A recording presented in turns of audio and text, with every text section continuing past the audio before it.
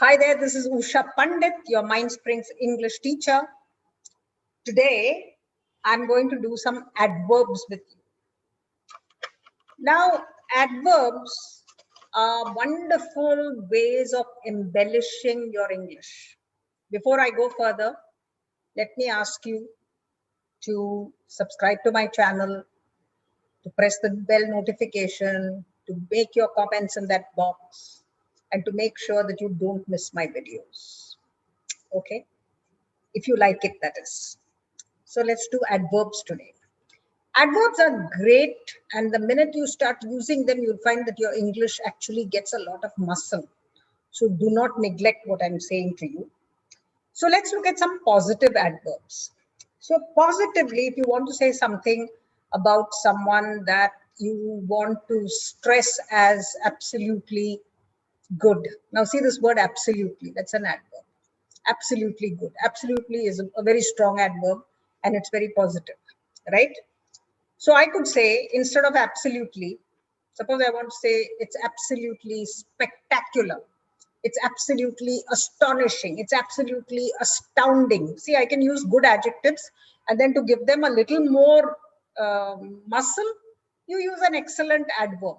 So instead of that absolutely, I could have said it's undoubtedly spectacular. It is arguably spectacular. It is clearly spectacular. It is justifiably spectacular.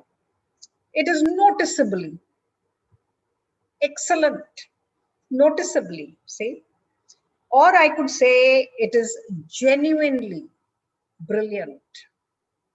So these are words that you must notice. Don't try to use all of them. Take 2 or 3 and then use them until they become your own.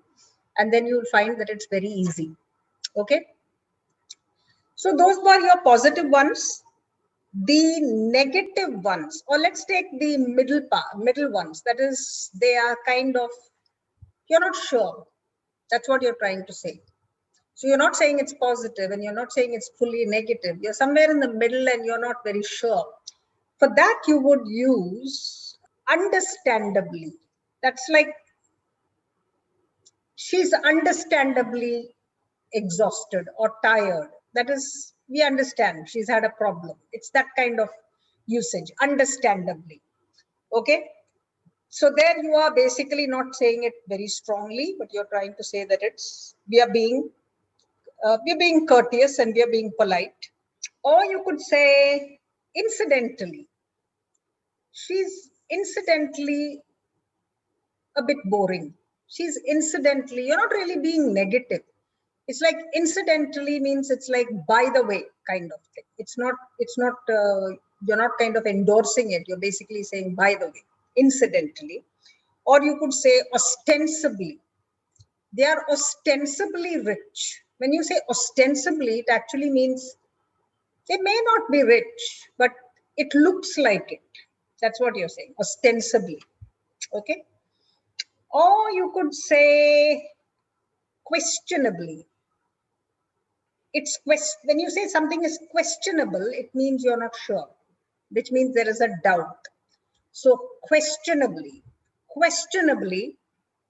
he is powerful. So that means we are not sure. There is a question to it.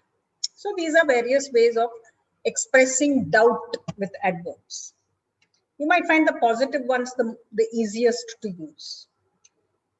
And then let's look at the negative ones. So the negative ones are ones like notionally.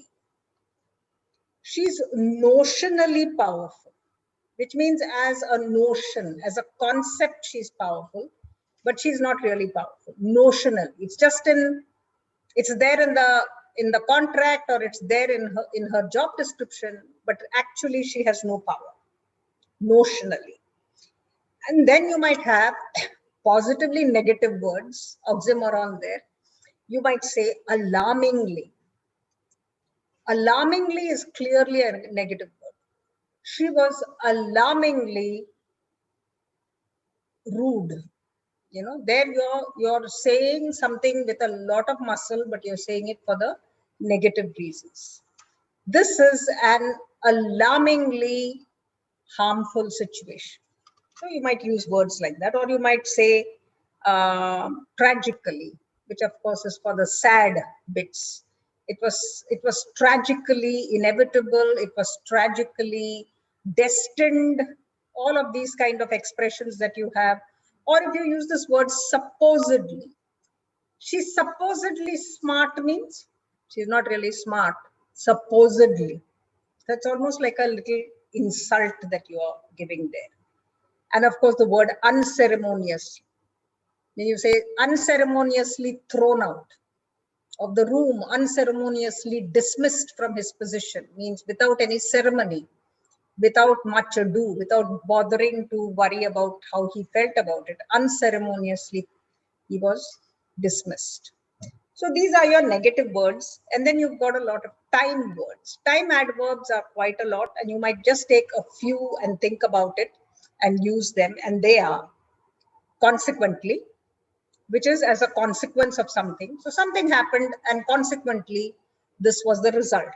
That's what you mean. Or you might use the word subsequently. Subsequently means after this, subsequently, this happened. One after the other, subsequent. Or you might use the word eventually. After some time, eventually. As things passed, eventually, it was bound to happen, so it happened. Or I might take this word ultimately. Ultimately, he's going to be the boss. Ultimately, this bill is going to fail. Ultimately, we are all going to end up in college.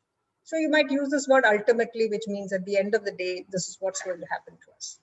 So I've given you several adverbs to use, friends. Very powerful adverbs. So make sure that you learn some of them and make sure you start using them in your speech and in your writing.